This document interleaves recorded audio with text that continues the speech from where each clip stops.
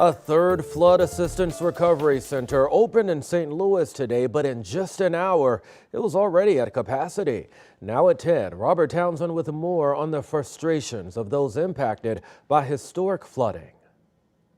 This Hazelwood mom trekked to the Flood Recovery Assistance Center at Friendly Temple Church in North St. Louis with her two little girls in tow.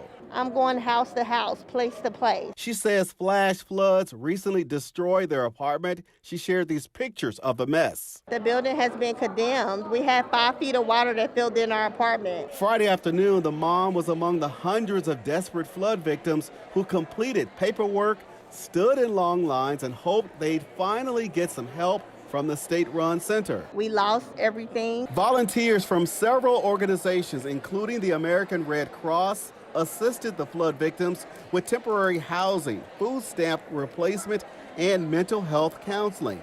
The centers have encountered problems. Heavy rain slowed efforts in Florissant Wednesday.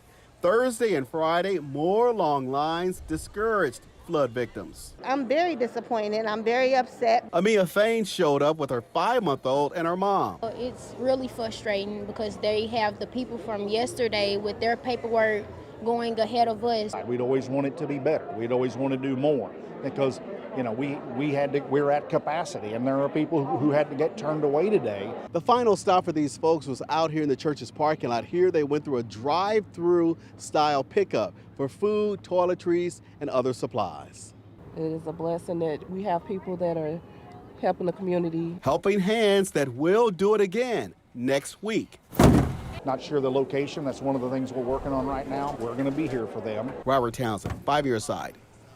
Another flood assistance center will open tomorrow in the Metro East. It will be at the East St. Louis High School from 9 until 5 p.m. and then again on Sunday from noon until 5. Anyone impacted by the historic flooding can show up. If you're coming to a resource center for help, bring your ID and proof of address such as utility bills or a bank statement.